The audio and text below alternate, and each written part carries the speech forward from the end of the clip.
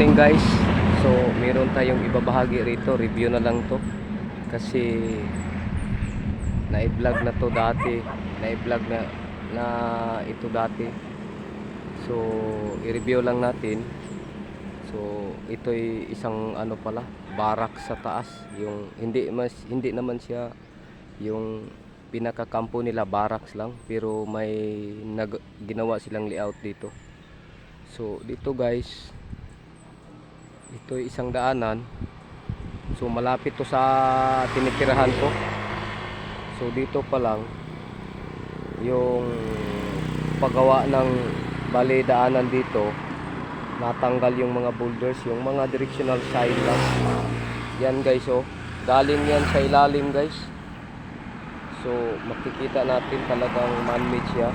So nakatsap siya mga ganyan. So directional sign lang siya. Hindi natin alam kung sa anong itsura ng pwesto nito. Pero ang i-review ko lang dito guys ay ano,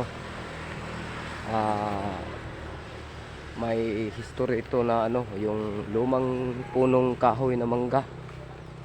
So ito old century to, old century tree na. So banda raw rito, banda dyan. So may malaking mangga dyan, naka-triangle tong bali mangga. Yung manggang yan papunta ron sa taas. So doon ang pinakataas na bali pointers niya. So dito guys, may boulders pa nga dyan guys, oh, malaki yan, nakaumbok. So dito guys, dito ako nakakita ng ano guys, yung bato na kulay pula na jasper, banda dyan. So nahalo siguro nila sa pag-layout dyan. So possible dito ang pinaka-entrance, pero yung exit tunnel nila banda dyan. So binar down. So makikita natin dito guys yung ano, welcome sign. So ito mga ganito guys is welcome sign to. So bali blocking na siya sa may taas na may entrance, exit tunnel. Yan guys, oh. Yan welcome sign yan guys, oh. Yan guys, oh. Para siyang bahay guys, ganyan. Meron ding welcome sign na pabilog ganyan. Pero ito sadyang ano guys, formang ano, bahay. So possible dito merong giveaway dito, pero malalim. So puntahan natin yung ano guys, yung bali stone map sa taas, para makita nyo kung saan papunta yung exit tunnel nila. So dyan sigurado ako na ano dyan, entrance tunnel. So sila nang nagtanim itong mangga na to. So nilagay nila dyan para hindi maano yung lupa. Nag-blocking na siya kasi malalaki na yung mga ugat dyan. So dito guys, may stone map. Okay guys. Yan guys. Ito guys. So letter C siya guys. Yan guys, oh. So letter C. So padiretso siya banda dyan. So ito yung tunnel, street tunnel daw, pero may mga ano siya, mga ganito. So baka mga chamber na to yung tunnel na papuntang taas, hindi natin alam. Pero ito yung pinakamalaki guys. Yan dito, ito yung sundin natin. Yan guys, oh. Yan, sundan natin dyan kung anong makikita natin. So puntahan natin dyan guys, kasi may itinuturo siya na exit tunnel. So may ano pa guys, oh, parang yan guys, oh. Hindi natin alam anong klaseng sign yan, hindi naman siya box. So puntahan natin guys. Nakasip ang bato dito guys. Ito guys, oh, sobrang laki guys. Winters pa ano, parang blocking siya guys. Ito naman guys, papunta dyan. So ito triangle yan, triangle yan guys. So malaking bato yan, nakaganyan. So dito guys meron ding boulders na malaki guys. Ngayon guys medyo hindi na masukal kasi tag-init. So makikita na natin ang hitsura guys. May mga malaking boulders dyan guys. So dito guys malaking diamond guys. So malaking deposito, nasa tunnel ang ano nito. So ito ang itinuturo niya guys. Mga may kanto na guys. Yan guys, oh, malaking boulders guys. May arrowhead pa siya guys, oh.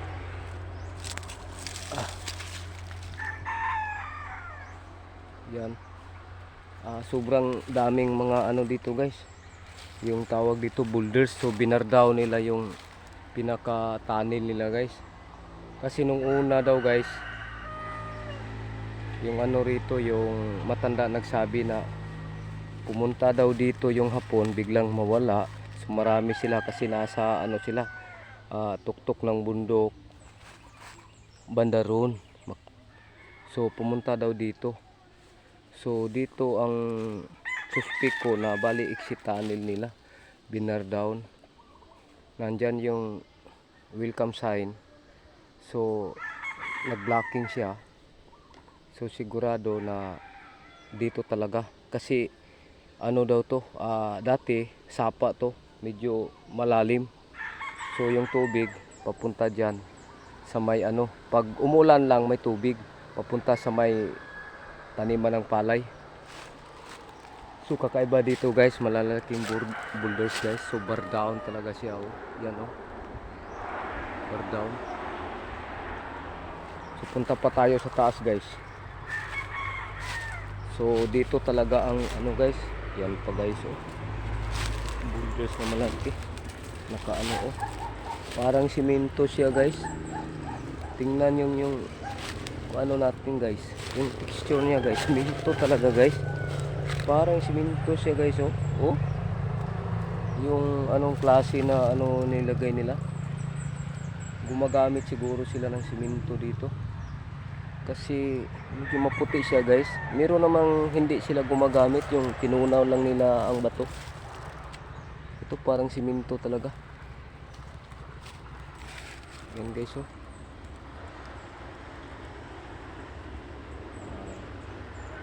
So punta tayo sa bandang taas guys. So nandito na tayo guys sa bandang taas. Ito guys, oh. Talagang may hitsura, oh. Maraming nagtuturo dyan. So nakatayo pa yung ano guys, yung parang triangle na bato guys, oh. Yan guys, oh. Triangle, nakatayo. So ibig sabihin nandito ang ano, pinaka-exit tunnel nila sa mga malalaking bato. So yan guys, oh. Talagang nakaano siya guys, malaki. Yan guys, oh. Parang nakasara talaga siya. So dito talaga yung ano, meron pang ano guys, oh. Malalaking ano, bato. Yan guys, oh. Talagang gumamit sila ng ano dito guys, yung bato rito guys. Nag ano sila, yung tawag dito guys, blasting, yung pinaputukan para maghiwa-hiwa yung bato, magamit nila sa pag-carve. Yan guys, oh. Dito lang ang maraming bato guys. Dito na parte na to sa may sapa. So wala namang bato nga ganito kalaki sa may sapa. Ito talagang binasag nila para may ano sila. Yan guys, oh. Yan. So bali vlog lang ako dito kasi yung may-ari nito hindi nagka-interest, mayaman. Sa kanya yung lupa, malaki tong lupa na to. So maganda ang history, ang daming sign doon banda sa taas guys. Hindi ko na lang hindi ko na lang pupuntahan kasi na-i-vlog ko na ito dati. Ngayon medyo ano siya, hindi na madamo kasi sobrang init, medyo nakita na yung iba. So ito may ano talaga siya, yung pinaka ano niya, ah, end of ano, yung nakat nila yung ano, tapos yung mga ano, daming boulders guys oh. Yan oh, letter D pa guys, hindi natin napansin guys. Yan guys oh.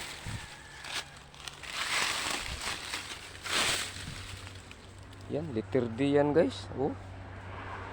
So hiniwa. Meron pa dito guys, may supporting sign pa, box daw.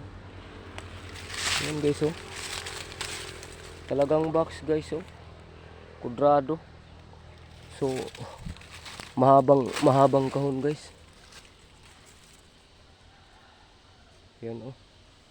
Nagtumpok-tumpokang mga bato. So dito lang na may bato guys. Yan oh. So posible dito ang exit nila guys. Pero sigurado ako dito guys. Pag dito ang ano guys, pag dito ang opening sa may banda rito, may traps yan dito, siguro may bomba pa. Hindi natin alam. Ito talaga yung pinaka-exit nila pag alis nila dito. So ito ano na.